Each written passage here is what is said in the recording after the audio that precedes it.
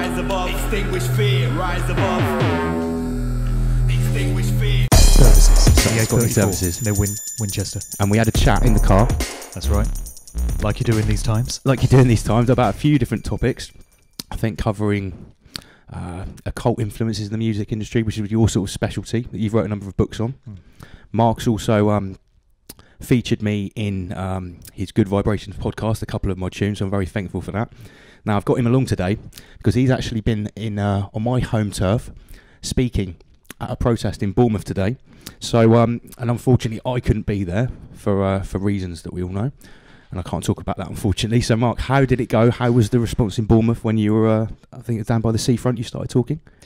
Well, we had to keep this one on the move. It wasn't one of those that you could hold in a square or any kind of organised place, because it would just give the police easy pickings to turn up and hem everyone in.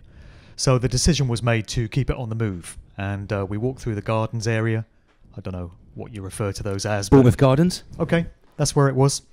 And I was the first speaker up, so I grabbed the mic as we were walking, and the guy with the PA system was behind me pulling the speaker around. And I just managed to get a few things off in my speech when I noticed there were some cops closing in. So they were closing in from different areas, and I felt that they might be trying to trap the crowd and stuff and pick people out for arrests, because I was in Bristol last Saturday, and that turned into a proper arrest fest. It got very ugly there.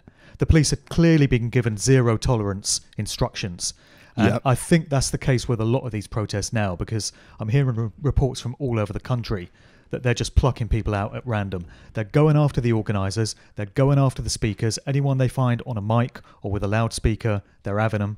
But they're also just pulling random people out of the crowd. Yeah, it's getting pretty rude out there. I mean, I've just been looking at some of the footage. There were actually 2 arrests in Bournemouth today after you left. So you were quite lucky to get away without being bundled into a van, Soviet Union style.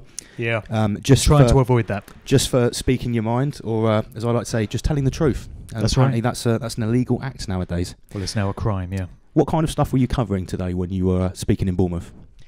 I was talking about how the vast, overwhelming majority of people that watch the BBC and read the Daily Mail and get all their information from the mainstream media and government spokespeople will still be under the illusion that this is all about a pandemic, a virus, and the government is keeping us safe because they care so much about us. They're just lovely, warm people like that, you know? And I was saying that that's what people think is going on, but what is actually going on is the imposition of full-scale communism based on the Chinese model that's been perfected in that country. Yep. We are getting a communist dictatorship. Well, we've got it. It's here. Yep. And I also made the point that as well as representing communism, what's being done to us represents Satanism on a massive scale as well. We are all unwitting participants in a mass satanic ritual. I totally agree. And this is now we're dancing around the realms of the areas that turn off some people. But the fact is that there is a deeper meaning to this game, and I've spoke about this in my episode called Satanism or Saturnism and the Dark Occult. And it's really interesting what Mark's touched on there. You're talking about a satanic ritual. How do you think the mask plays into this? Well, the masks come straight out of black masses. So if you look at photographs, or maybe there's some video footage available online of satanic black masses, the participants mask up. We've also got Stanley Kubrick's Eyes Wide Shut as a good example of what goes on at so-called elite parties and these social gatherings, which are also satanic rituals. But in many photographs, there's actually a rock group called Coven that had an album out in the late 1960s from the psychedelic era. And if I remember correctly, it was called Witchcraft Destroys Minds and Reaps Souls. Wow. One to play for the kids. And on the cover of that, they're all standing around with masks on, participating in this black mass, and they're all standing 6 feet apart. Does that sound familiar? It certainly does. And funnily enough, 2 meters is actually 6.6 feet. What else could it be? What else could it be?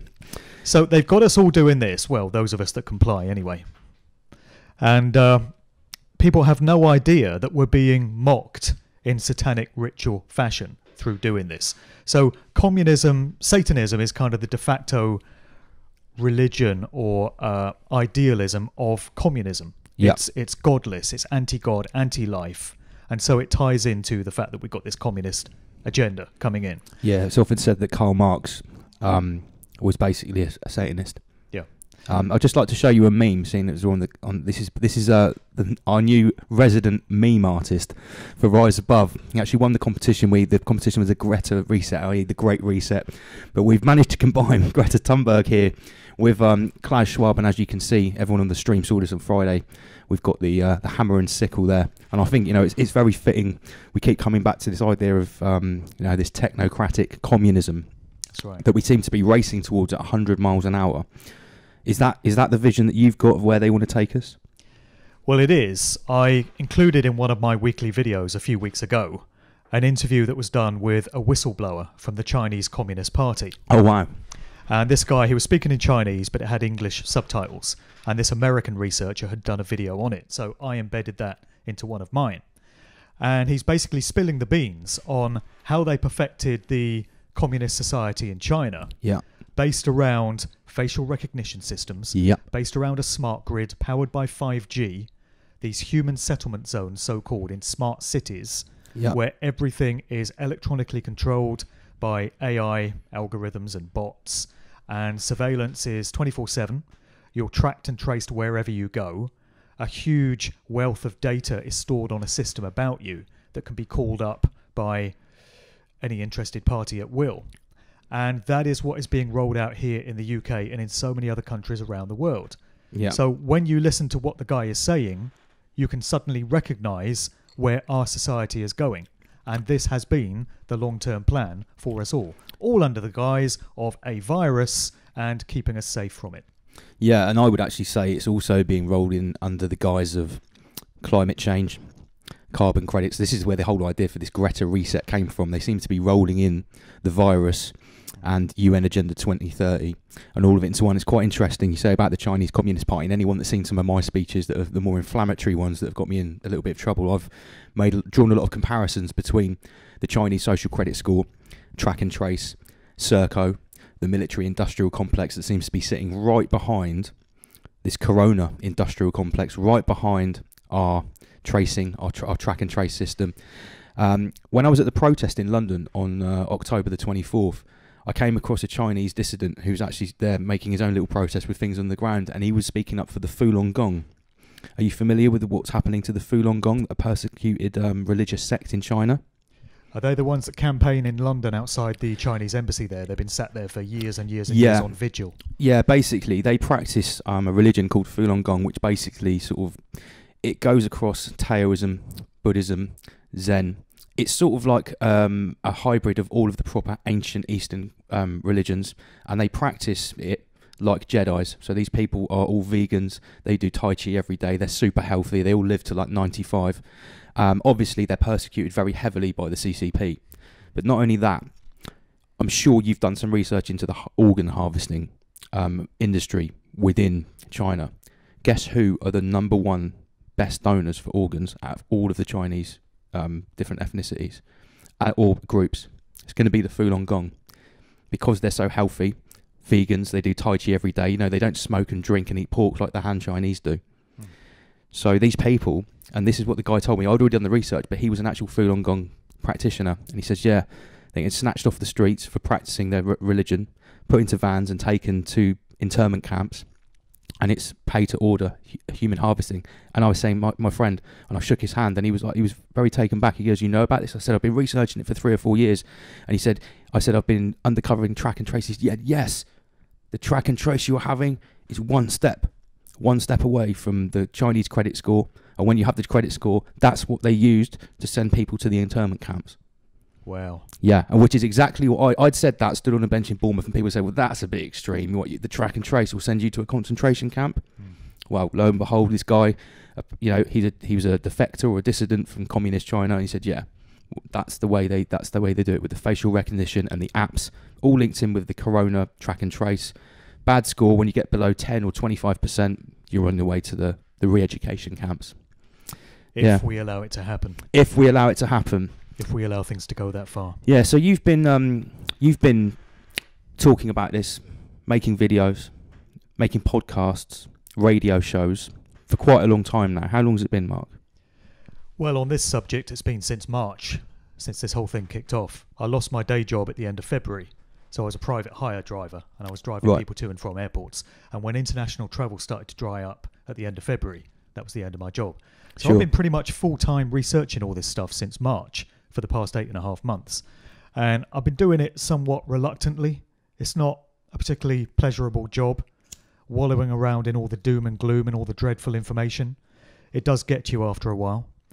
And the more you expose it, the more you come to the attention of people who want to send you more information.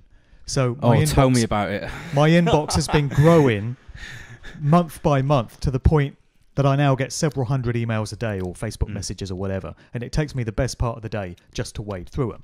Yeah. I do try and reply to people just out of courtesy, and I do try and look at whatever they've sent me from the point of view of research. But it gets very depressing sometimes. Yeah, and you feel sort of like you have a responsibility to try and answer everyone. You know, you have a responsibility. Oh, maybe this is the next amazing piece of information that I can put out on the platform. You know, I've only just started. You know, you've apart from coronavirus, you've been doing this with your other avenues of investigation for a long time. Yeah. So what are we talking? 10 years. 10 years, yeah. 10 years now. Yeah. So you've got a couple of books written. Yeah, I've written 2 books titled Musical Truth, Volumes 1 and 2. Tell us about those. Well, that brings together everything I came to understand about the true nature of the corporate music industry machine and what it's really used for. Because it's not about entertainment. That's the cover story. It's about societal manipulation, mind control, and thought entrainment. And all of that is achieved through music via these household name A-list artists that we've all heard of. So the industry is run on a kind of military basis, and when you look back at some of the original record labels and some of the original artists, actually, when you get into family connections, you find endless links going back into the world of the military.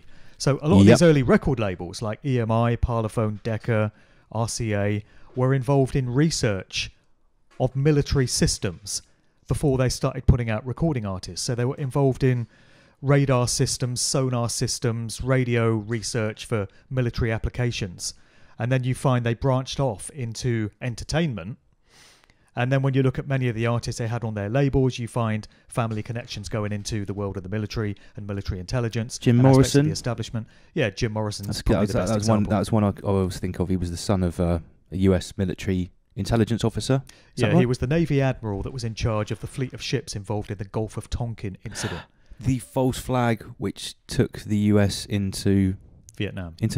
That's right, which never actually happened, it turns out. Later on, the US military admitted that the event was fictionalized or over-embellished, and that was the excuse that was used to put America into a bit Vietnam. Like COVID-19. A little bit like that. A little bit like that. Exactly. So the 2 books that I wrote were bringing together all that I'd come to know about this. In Volume 2, I went into a couple of areas that are very close to my heart: the hip-hop scene, and the acid house rave scene, going into the kind of super club scene of the 90s in the UK, dance music, house music, and I looked at how those genres show all the signs of manipulation and infiltration in the same way that all these other genres do, the ones that went before, rock and punk and psychedelia and everything that went before it. I've seen it happen in grime. No doubt. I don't doubt it. It's like, you know, when I lived in London 15 years ago and I was listening to grime as it was happening on the pirate radios, it was really the newest, freshest thing. It was totally undiluted, just like hip-hop when it started. And, you know, we all know, even people that aren't into the occult side of the music industry, they can see what's happened to hip-hop and to hip-hop artists. Clearly. But to see it happening to grime and see people like Skepta wearing a skirt and... well, we've had one breakaway recently. Did you see what happened with Wiley? I've seen Wiley's been tweeting some stuff, yeah. Yeah, and saying some pretty controversial things about the dark, nefarious forces behind the A&R industry. He was saying, he was dropping names like Epstein and Weinstein, saying, I've never been at those parties, bruv, but I'm not going to name who he names, but, you know, people that he had been working above him. And he was dropping hints about occult, Hollywood-esque happenings that had tentacles that went into the UK entertainment industry. So don't ever think that when we hear these stories about secret societies, dark occult practices in Hollywood and America, don't ever think for a second that doesn't apply to this side of the pond as well. That's right, that's right. Yeah. Has he paid a price for that, speaking out? Well, I mean, it went on for a couple of weeks, I understand, and he was saying that he'd had something like £3 or £4 million stolen from him from this character, this record exec, who he names to be part of this cult. But in the feeds, he said he'd been raided by the police. He'd had people following him, although he hadn't officially done anything wrong, you know, so it's sort of intimidation and stuff like that. But, you know, I was fearing for his life when I was watching some of the videos, because usually people that say these things don't last very long. Exactly. Prince, Michael Jackson, Yep. George Michael. Did you hear about Black the Ripper? Does that name mean anything to you? Yeah, I was familiar with him. He did a couple of records with Low Key, didn't he? Yeah. Righteous. Died in potentially mysterious circumstances. This year. This year. And I understand he'd always had his Dank of England thing where he was sort of promoting marijuana culture and was always famously smoking in the police's face. Whether that's a good idea or not, I'll leave that up to him. R.I.P. But this year, he become particularly vocal about COVID and 5G and lockdown. And if I'm not mistaken, he'd actually been encouraging people to burn down 5G masts. Saw something yesterday. Apparently, it's a complete myth that you can actually burn down a 5G mast from the outside because of the way they're made and the materials they're made from. You can pour petrol all over them. And this is someone that works on this, and it's impossible to burn them down. Unlike speed cameras. Yeah, unlike speed cameras. So, yeah, and then Black the Ripper apparently died in mysterious circumstances. Was it in Montserrat? And then I heard a report he'd never left the country, so it's really weird. Lots of conflicting information. And that was quite early on in the scandal. Yeah, I think we're talking about May, May, June time. Yeah, so early days. That seems like almost a lifetime ago now, doesn't it? This year, mate, has just gone on forever. It's really strange because it's gone on forever, but also it's like, almost seemed like time has stopped a little bit. Like everything's been frozen in sort of suspension. For me, it just feels like about 5 years, the last 8 months. I refer to the before times. You know, anything prior to February 2020 is like The pre-COVID BC, era. before COVID. Yeah, we are truly living through the COVID union. So we talked about if they win or if it works. How confident are you feeling about the situation in the UK? Let's just talk about the UK at the moment. Well, I have mixed feelings about it. And in Me my too. videos over the months, I've been very open and very honest about the fact that I flounder and flip-flop from one emotional and mental state to another. I can go from deep depression and just being surrounded by a world of darkness and feeling hopeless as if there's no future for us and our families. And the very same day, I can find myself elated and hopeful and full of optimism for how things are going to pan out. And I literally veer between those states in the course of the same day. And some days I might wake up hopeful and optimistic, and by the end of the day, I've been beaten down and I'm all depressed and down in the dumps again. So where I'm at the moment is I'm leaning more towards optimism than thinking that it's going to go all the way and we're going to find ourselves in full-scale Chinese-style communism. Because I'm seeing signs of people finally getting wise to what's going on here. There are more doctors and nurses speaking out. There are more politicians that have got something to say about the way the government is handling and it's things. increasing every day, isn't it? Yeah, and there are aspects of the mainstream media, even certain newspapers, certain TV presenters who appear to be challenging the narrative. You've got a few celebrities, nowhere near enough, but you know, you've got Van Morrison has come out, and Ian Brown of the Stone Roses. Yeah. He's been on board for about 20 years. And Noel Gallagher's had a few things to say. And then you've got some TV presenters like Carol McGiffin and Denise Welch and Richard Madeley. And like them or loathe them, people do listen to what these people say. Yeah, they might be idiots, but at the end of the day, a lot of people do get their opinions from these talking heads and from these television personalities, whether that's a good thing or not. Well, so right. to have some of them on side, you know, they're real people too at the end of the day. Some of them are anyway. Well, that's right. Can you imagine the impact of somebody of the ilk of, for example, Paul McCartney, Mick Jagger, Rod Stewart, Elton John, somebody like that, coming out and speaking up about the fact that this is a scam, that it's nothing about a virus. Bono. That's never going to happen with him. It's never going to happen. It's never going to happen with the names I mentioned either. But I'm just... Yeah, we said real people, Mark. Come on. I know. I'm giving you a fictional scenario here. Just imagine if one of these people came out and got some kind of mainstream media platform and was able to get across the message that this is a scamdemic and we're all being lied to big time. I think this whole thing could be put to bed overnight. It could be like a flick, a switch that's flicked. Yeah. Because I've said this in a couple of my speeches. I feel like there is a massive silent majority of people that even if they're not admitting it in their day-to-day life and their day-to-day conversations, and their conscious mind is not registering it, their subconscious, everybody's subconscious is registering what's going on, because the subconscious records everything, unlike the conscious mind. That's right. So, you know, whether they're registering it on a day-to-day basis or not, in their heart they know that the reality that they're seeing around them is not matching up with what they're being told. Same as people in the medical industry. So I feel like there is a huge silent majority of people that are ready for the catalyst, the hair that broke the camel's back, whatever it's going to be, that one thing, to flick the switch, say actually it's okay to just, no, this is not happening. And everything that's being done to us is right out there in the public domain. It's possible for anyone to discover this stuff. They're not making a secret of it. So the World Economic Forum's Great Reset, there's documentation available online for anyone to see, to understand what this involves. And Klaus Schwab right there is just being very open about what this is going to involve. And he said things like, in the future, people will own nothing. There'll be no private ownership. This is communism, you see. So you won't own your house, you won't own your car. But you'll be happy. And people will be happy, because they'll just come to accept that this is the best way to run a society. So you can discover that. The documentation from the United Nations, Agenda 2030, is out there in the public domain. You can find out what that involves as well. So none of it is hidden.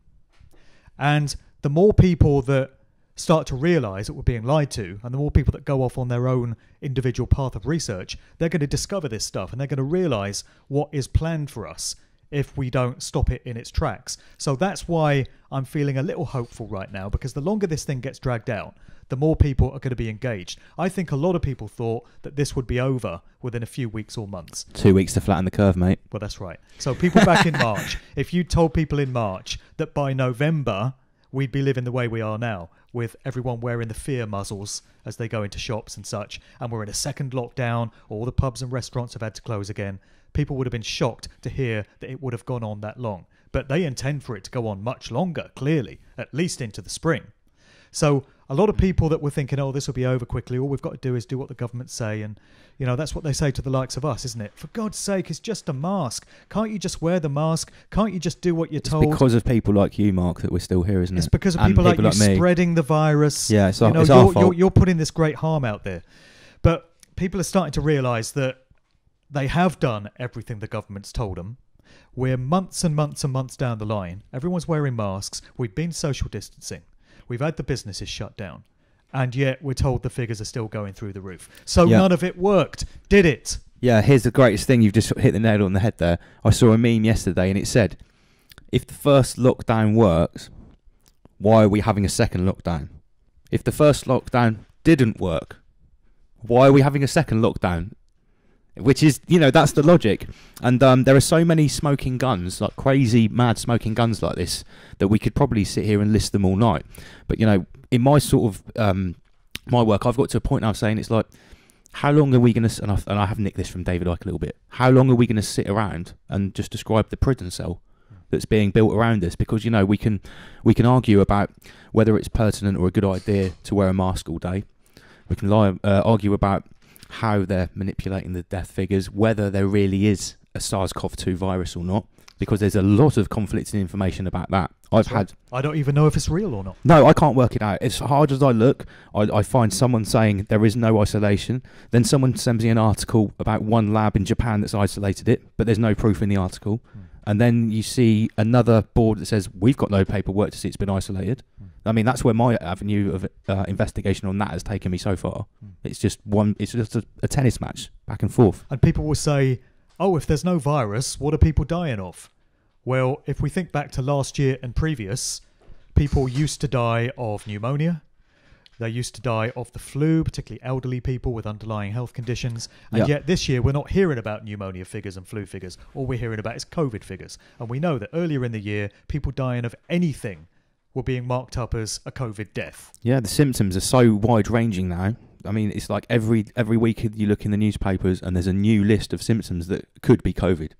And, it's sort of almost like every hospital accident, every pneumonia case, every heart attack, everyone that dies of any natural cause that's got at least flu symptoms, because we've got to remember you don't even need a positive test to go down as a COVID death. You can just have flu-like symptoms. It can be imagined or, an alleged COVID death. And the test is flawed anyway. And what we've got now is Australia is just starting to come out of lockdown because they're heading into their summer. Yeah. Seems to be a connection there. So they were locked down all through their winter. Winter is the time where people's access to direct sunlight and vitamin D is limited. Yeah. And so their immune systems aren't fired up the way they could be. But when the sun comes out and spring turns into summer and people go outside, they get all that sunshine and they tend to be able to ward off any illness because their immune system is boosted. So in Australia right now, they're saying the case figures have fallen. Imagine that. And people are allowed out again, allowed out of their lockdown. Whereas here in Britain and most of the rest of this part of the world, we're in winter now and we're told, the cases are going through the roof. Could it be then that we're seeing colds and flu and all the other ailments that people always get at this time of the year and always have? It's almost like they're turning our natural yearly cycle of seasonal respiratory illness into a bioweapon to use against us. Yeah. Because, like we just said, you can look harder and harder and it becomes even more and more difficult to try and actually find this this boogeyman virus that apparently was created in the lab in Wuhan if you're into the surface level. Because that's what I'm calling that now, because that's like the surface level past the mainstream narrative is that, that 3.5 million from Fauci, that's on paper now. That's not a conspiracy theory. The biggest conspiracy theory ever is the wet market, as far as I'm concerned. The guy eating the bat in his soup. soup. Because here's the thing, right? That wet market doesn't...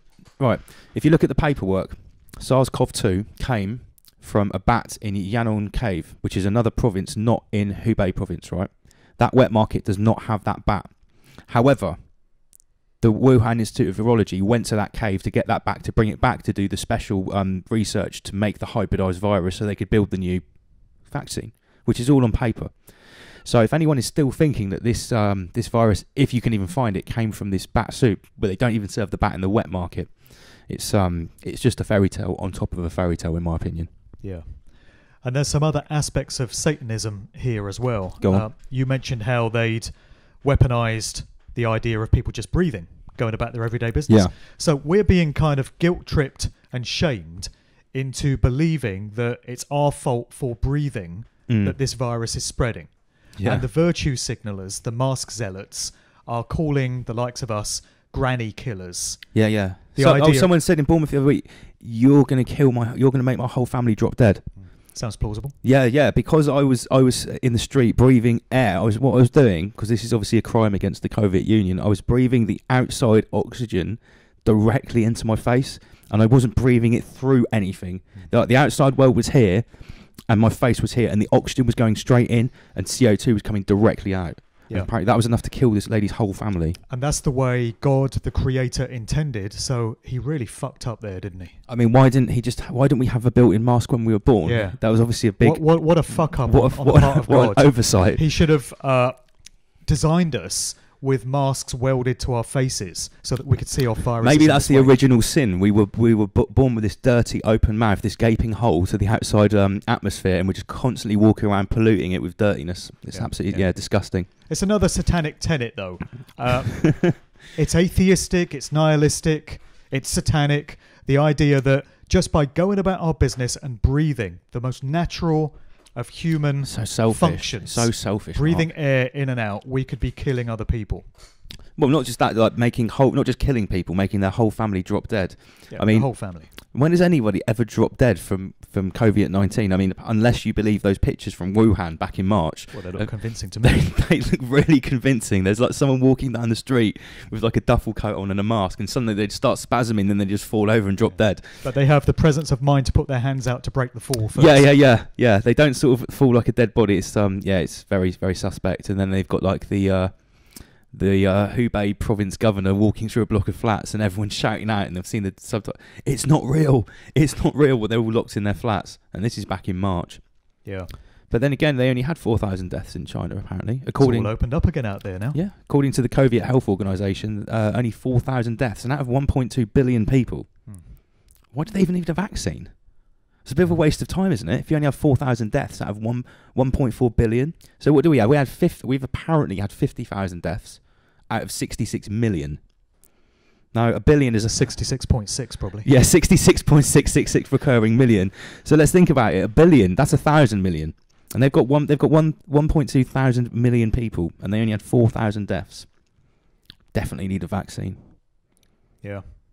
What Well, we're starting to find out what the whole agenda was really all about now, aren't we? With Matt Hancock banging the drum for the vaccine and saying they want to roll it out to everyone by the end of December. I was looking at a newspaper report today, and it was saying, hopes are high for every adult in Britain to have taken the vaccine. Yeah, well, keep hoping. Yeah, because there's going to be a big pushback when they try and get the whole public to take that. Obviously, there will be those that will queue up with their sleeves rolled up saying me first, me first. Yeah, I reckon about 25%, 30% of people, I think, unfortunately. But there's going to be a big pushback from a significant part of the population who have heard that vaccines are not entirely a great idea. That's just normal vaccines, though. That's a normal vaccine that they've been making for 30 years that was produced in 6 years. It's not a brand new type of gene-altering RNA vaccine that's never been tried before. So it's a whole new kettle of fish. Right, percentages. What percentage of the UK do you think is like literally that's not going in my arm?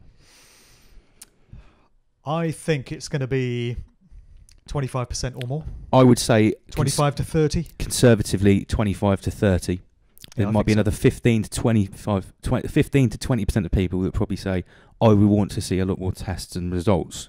This is interesting to me because if you had to put a figure on how many people, what percentage of the population think that COVID is a scam and there are ulterior motives at play, I wouldn't put that figure as high as 25, 30%. Maybe 15. Yeah, I would think 10 to 15% you're doing well.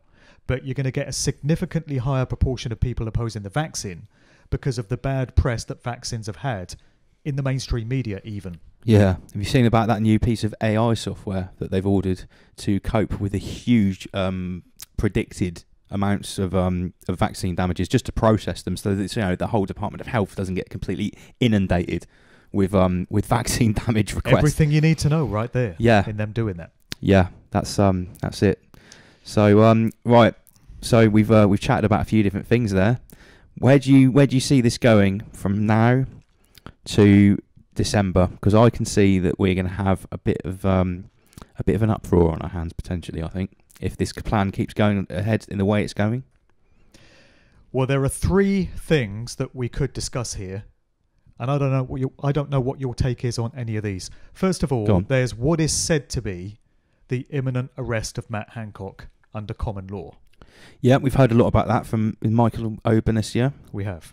I've seen that some of the papers, which seem to be written out in the correct manner, with the right bits redacted. But I will remain sceptical until I see Matt Hancock at least not going about his daily business, at least see him out of the public stage. To see the guy on handcuffs in TV, that's a different story because we know how the mainstream media works. But, I'd at least like to see a drop in his appearances on TV or announcements to believe that any of that's going on. Yeah. As much as I'd like to think it's true. What do you think? I feel about the same. My dad always used to say to me, if something sounds too good to be true, it is. Yeah. And Matt Hancock getting arrested sounds too good to be true. So Michael and his team are still saying that it's going to happen, that it's valid, that it's going to be made to stick. But we've waited a while already. It's supposed to be Monday, last Monday, wasn't it? Yeah. Well, when he served it, I think he served it on Monday, if I understand that correctly. Yeah, they're still waiting to get the warrant back from the magistrate's court as things currently stand, I gather. So okay. I don't know whether that's going to go ahead or not. If it does, and Hancock does get arrested under constitutional law, common law, he would be the first in a series of dominoes to go down because they're trying to get him on fraud, genocide and treason. And all government ministers that have been pushing this scamdemic are guilty of fraud, genocide and treason and crimes against humanity. Yeah, we'll just wrap it up in a nice little blanket of crimes against humanity. That sort of covers it really. If you look at the 29,000 people that old people that died in the nursing homes, and not many people realise that didn't just happen in this country. That happened in Sweden as well. I know that when I did my Sweden report. It happened in the US, as we famously see with Governor Cuomo. Canada. Italy as well. Yes, Italy as well. It seems like it's almost like all Commonwealth and the most highest GDP European countries and the highest GDP South American countries have all followed the same blueprint. That's right. And where could that be coming from? The most tyrannical, oppressive restrictions seem to have occurred in the English-speaking Commonwealth countries. You know, Australia's been really bad. New Zealand, very extreme. Canada, horrific. South Africa, really bad. All of them have still got the countries that still have the crown. The virus of the crown virus, yeah. The corona crown virus, the virus of your highness, as I've called it before. Yeah, but it does seem to be Commonwealth countries that are suffering the worst. It really does. And as you say, they're operating to the same blueprint, it would seem. So that's the first thing. And Boris Johnson going into self-isolation for 2 weeks, that's a bit of a strange one. Who's really buying that? He's supposed to have had COVID at the start of all of this. And we're being told that once you get it, you develop an immunity and you're not going to get it again. So to me, there's an ulterior motive for Boris Johnson going into isolation. Yeah. I do wonder if it's connected with what we're told are these private criminal prosecution bills being brought against the MPs. Yeah, because it's not just Michael Obanisia. There are others, aren't there? There are other cases, yeah. There's quite a few. Now, I've got to compare Boris's recent brush with the COVID-19 killer virus and POTUS, Mr. Donald Trump, because everyone knows what my views on Donald Trump are, but one thing I've got to give it to him, the way when he had it, the way he sort of came up the steps and was quite obviously wheezing a little bit, but then pulled off the mask and stood there sort of like in defiance, and then within 2 days, 48 hours, the interview he did, it's like he almost wanted to get up and start dancing when he was talking about Regeneron, and it was like and I was like, well, if this is theatre, this is a great piece of theatre, and at least you've got to be, well, this is the way I look at it. At least he's putting forward a positive message: is this virus isn't as bad as everyone says it is, which is the God's honest truth. We can get past this. It's not going to ruin our lives. I'm a 74-year-old obese man, and it's not going to beat me. Now, I don't care what anyone thinks of Donald Trump, and I know what most people think. I think that as a positive message. That you're not seeing from any other world leader in respect to this virus. No other world leader was ever going to say anything like that. No. No other world leader would ever call out the mainstream press as fake news. Who else do you hear talking like that? He referred to CNN as "you dumb bastards." That was an amazing moment. You dumb... Was it? They're not buying it anymore. COVID. Yeah. They're not buying it anymore, you dumb bastards. Exactly. I think I was drinking a coffee at that point, and I sprayed the coffee all over the room. It was a magical moment. Who speaks like that? Well, he's no politician. Yes, he's not a politician. That's the best thing about him. That's the point. So that's the second thing. You were asking me about where I see things going and, reasons for hope. So that's the second thing, the situation with Trump and what's going on in America right now. Because it's only a matter of time before that election gets called for the massive fraud that it involved. And it's such There's a massive fraud. never going to be a President Biden. No, there it's never not. was going to be Can't a President happen. Biden. It just will not happen. Sorry to all the liberals out there. Sorry to all the Democrat supporters, but it's not going to happen. It's only a matter of time now before Trump's team presents all the evidence that's needed to show that that election was rigged, and he then gets firmly installed for his second term in office. And I like to think, if I've read him correctly and if all that I've heard is correct and valid, he's going to very quickly roll up his sleeves and get to work. There's nothing else stopping him if he gets re-elected. Because That's if he doesn't do it now, because this is the way that I look at it, and I know that you didn't start off on Team Trump. I know that you've converted very slowly and incrementally because I've watched some of your posts. That's right. And like I've said to people, I worked out before I even came across these Q posts, whatever people think of those, that Donald Trump was not on Team Davos. And when I say Team Davos, I mean the climate change, globalist, collectivist, Great Reset agenda where, we're all living in super cities with no private property. Because at the end of the day, there's no room for people like Donald Trump in that future. Unless you're Grand Lord Chancellor Schwab or one of his affiliates, there's no room for millionaires and billionaires to be living in that future.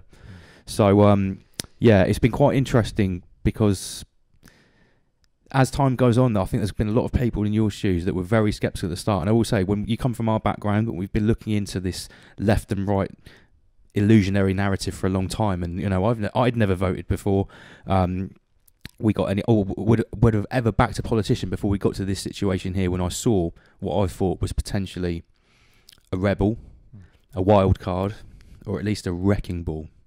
A wrecking ball to come in and really just expose, look at the state of this, look at this fake news, look at this corrupt monetary system. Because at the end of the day, that's the minimum thing he's done. He's made a lot of people face reality. And look at the way the media hates him. They absolutely savage him unanimously, at every turn. unanimously as well. In the UK just as much as the US. And when he first came out and called out the election as having been rigged, the British mainstream media were saying Donald Trump is making baseless claims without foundation that the election was rigged. Well, how do they know they're baseless claims when he's only just made the announcement and they've not had time to research it and look at the data? Yeah, and people are going, where's the evidence? Where's the evidence? You know, you've got Rudy Giuliani and Kayleigh McEnany holding up these affidavits. It's like, well, wait a minute. We're not in court yet. Yep. No one's going to be calling their star witnesses in a press conference. So, I mean, you know, they were even savaging that.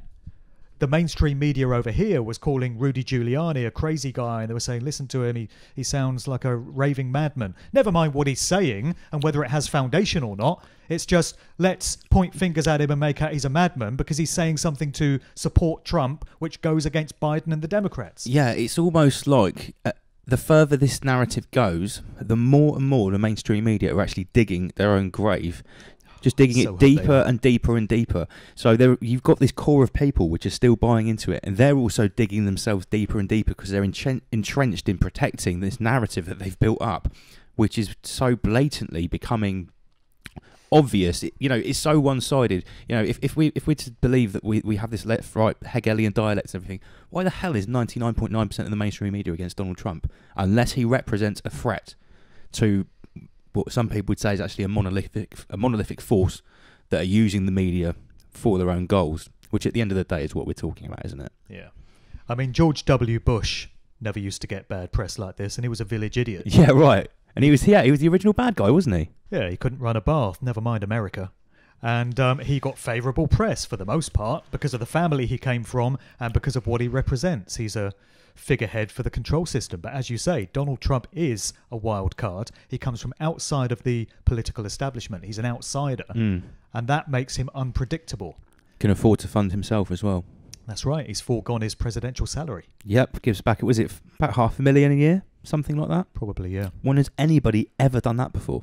That's right. That's right. So we are going to see in the weeks and months ahead whether Trump is everything that so many people have hoped he is. So many people have got so much invested in him. And I've got to say, if we get to March or April next year and we're all still walking around in masks, we're told the virus figures are through the roof, businesses are all shut down, we're all having to distance and wait outside shops and stuff, schools are being shut down again, I'm going to be concluding that we've been had yet again, big time on this one. But I don't think that's going to happen because Trump has made a few comments along the way to the effect that one day this virus will just go away like a miracle. Yeah, he said that. He said that more than once. I know he has. Yeah. Yeah, and it's almost like, you know, and people have said, "Oh yeah," he said we've had these dates come up with the Q boards and what Trump said, and it's gone and come and gone. I think at the end of the day, there's a struggle going on.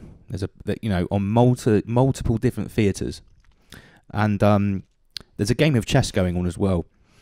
But it's very true. I think that once, if all comes to pass and he gets the obstacles out of the way, you're right. There's no reason for the continuation of the virus. That's right, because the virus was cooked up to a very large extent to derail his chances of getting the second term. My view on it is that it was planned for that purpose, but then the evildoers decided that if they rolled it out all over the world at the same time and made it a global pandemic, so-called, then they could fast-track everyone into communism, which they wanted to do by 2030 anyway. Just do it 10 years early and throw everything they've got at us. So this virus was intended for Trump and for the 2020 election, but everyone else has been embroiled in it. It ticks all the boxes. Yeah. And I think he knows this damn well. He knows it's all bullshit. He played along with it for the purposes of saying he'd got it and going into Walter Reed Medical Center. But as you said, the comments he made when he came out were to reassure people that this is not something you need to be afraid of. Therapeutics. He's only ever promotes therapeutics. He goes, yeah, and we've got a vaccine coming fast, but these therapeutics, they're the best therapeutics we've ever seen. No one's seen therapeutics like these before. And it's like, yeah, Regeneron, I feel 20 years younger. Yeah. I was like, I'll try some Regeneron on his advice. It made him, he did seem like he's 20 years younger. He's bursting with energy now. I did see they're claiming Donald Trump Jr. has tested positive for coronavirus now. Did you see that? No. That was in the headlines today. Oh, today, right, okay. So I don't know what they're playing out there. Right. If they know this whole thing is bogus. But then again, you could say that if they are doing PCR tests on people as a precaution, and they're completely bogus tests in the first place with loads of false positives that could basically pick up recombinant RNA from a common cold, maybe Trump Jr. has had a common cold in the last 18 months and it could literally just be... And the mainstream media would love to report something like that because it props up the official story of the virus and makes it appear real to people. You've obviously heard about that thing. I'm sure I saw you post about it as well, where you can go into Google and type any 3 or 4 digit number and put COVID cases or deaths. I've been showing that to a few people. And they're, no. I was like, keep on going for another 20 minutes and then come back to me, because I spent 3 or 4 hours doing it. And 20,000 hits a time for any different number. Blatantly algorithms and bots creating stories. So you've just got the widespread, wherever you are, whatever number you've got in your head, you can find a story that tells you that's how many people died of COVID on some day somewhere.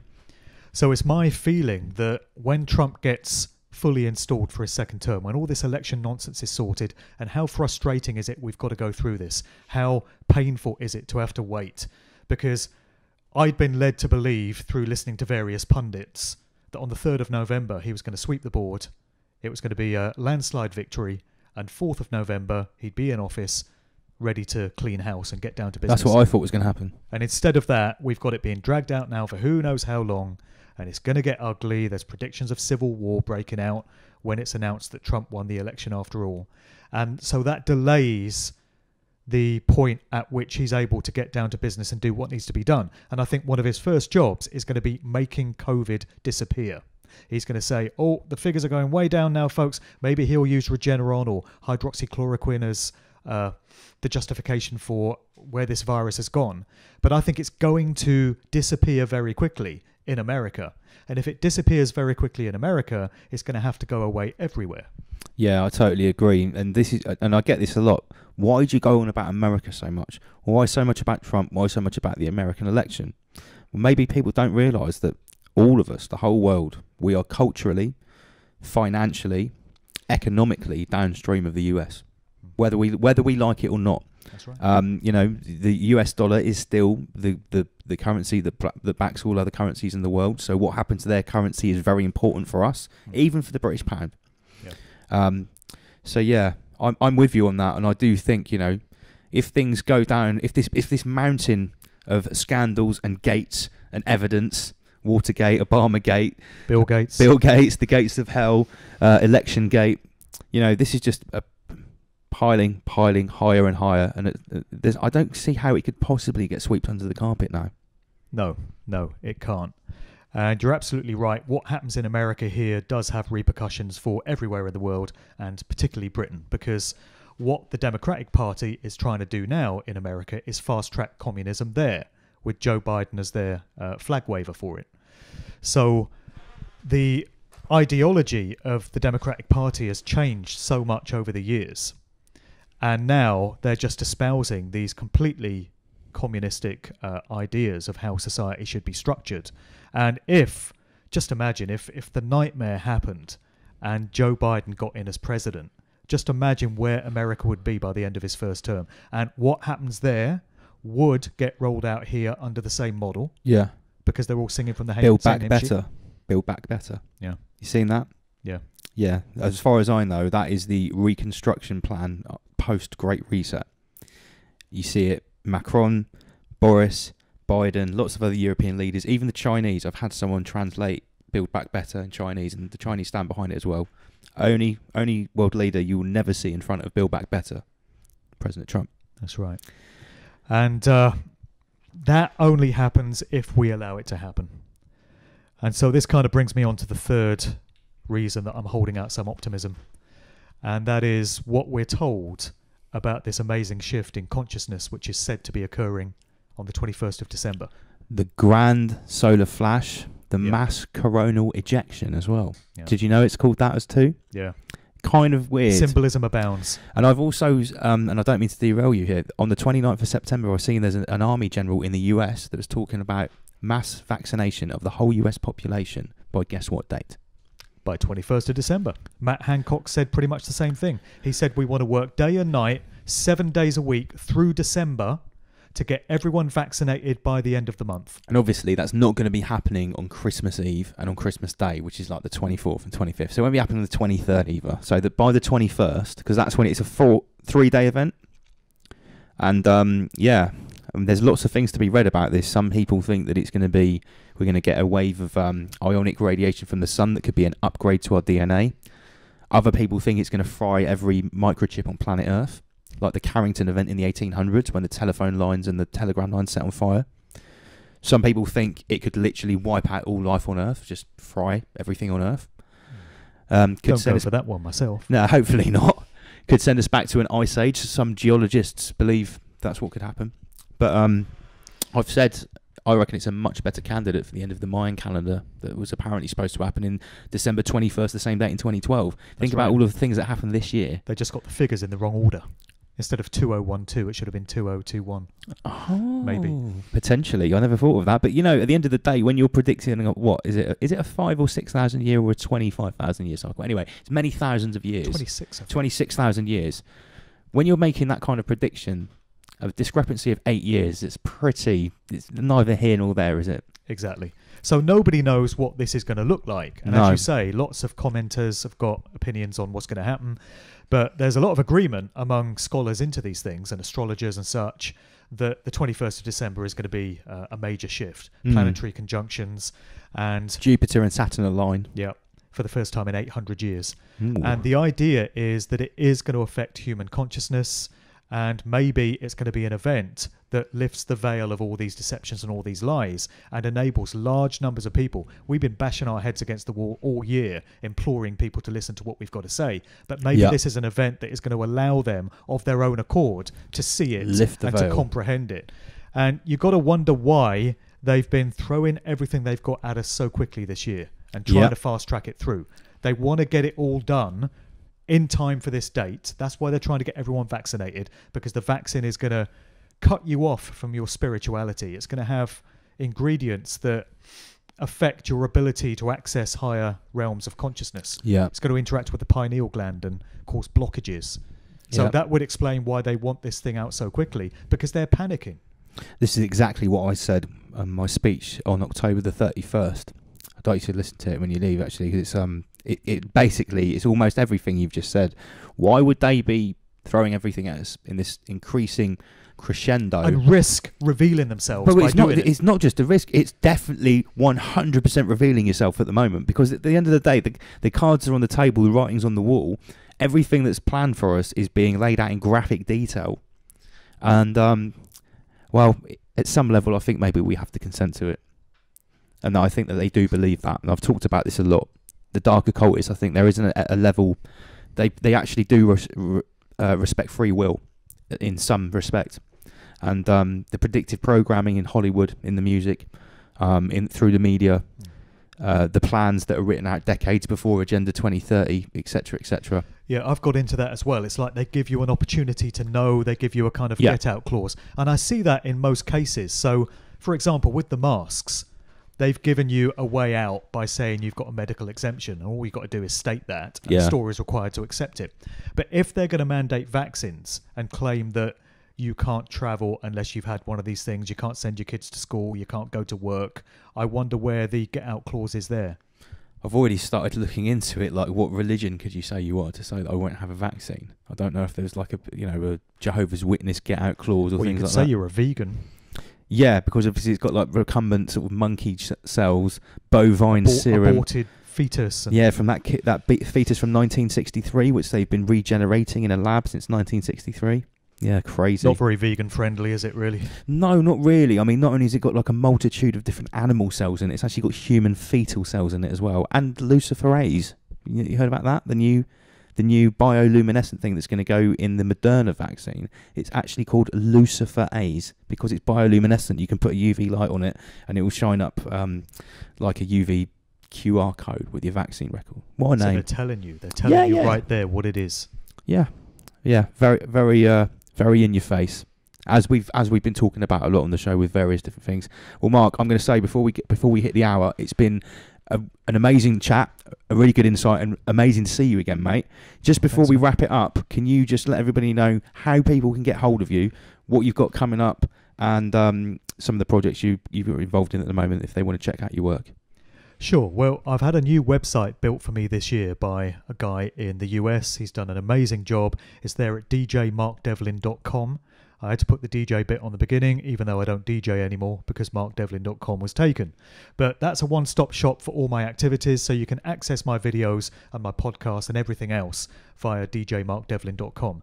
On YouTube, I put up a new video each weekend giving my thoughts and reflections on current events. So that's there on YouTube under Mark Devlin TV.